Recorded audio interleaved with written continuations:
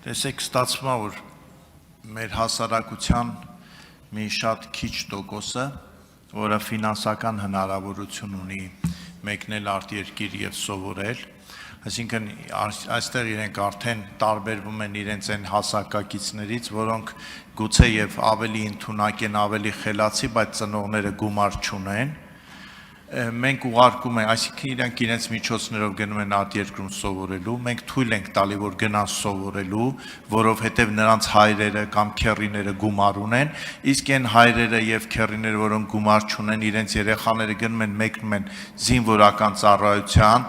ուղիղ դպրոցական նստարանից դեպի բանակ եւ նույնիսկ չեն հասնում մեծ մասը կես տարի սովորել, հետո մենք ասում ենք, դե գիտեք, ձեզ մի հատ էլ նվեր ենք տալի, դուք կգաք 3 տարի կաշխատեք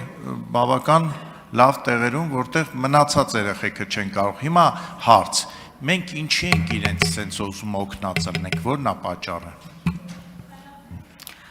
Պարոն Նազարյան, թույլ տվեք ձեր հետ չհամաձայնել, որ արտերկրում ուսումնառությունը ստացող մեր բոլոր քաղաքացիները սոցիալական որոշ կատեգորիայի են միայն պատկանում, այդպես չի։ Կարող է այդպիսի տպավորություն լինել, սակայն ես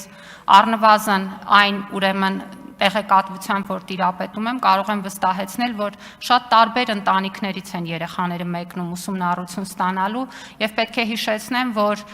մենք ունենք նաեւ արտերկրում բուհերի պարագայում կրթաթոշակային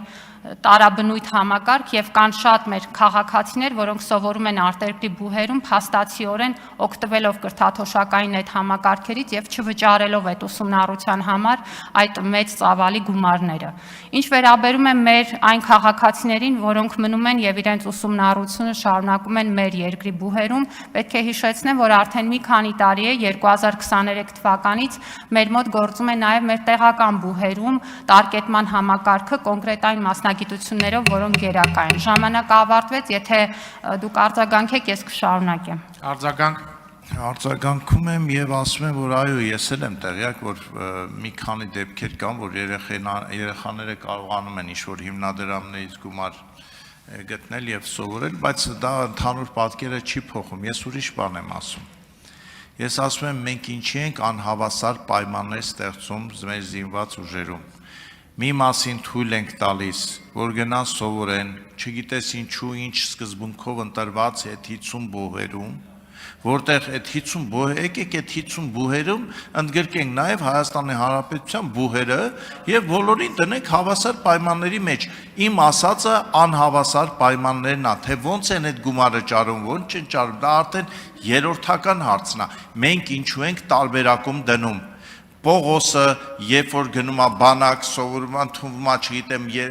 ֆրանսիական համալսարան կամ ամերիկյան համալսարան, չգիտեմ, հայկական համալսարաններ, իրեն տանում ենք, չէ, բանակ։ Ոնց չենք տանում ենք։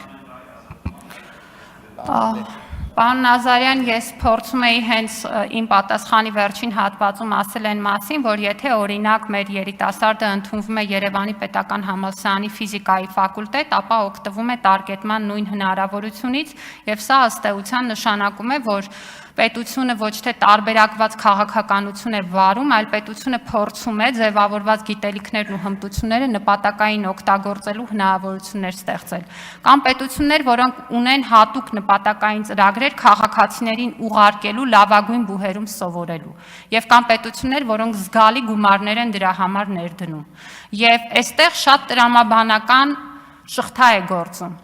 Այդ բուհերը հայտնվել են Շանհայի վարկանիշավորման համակարգում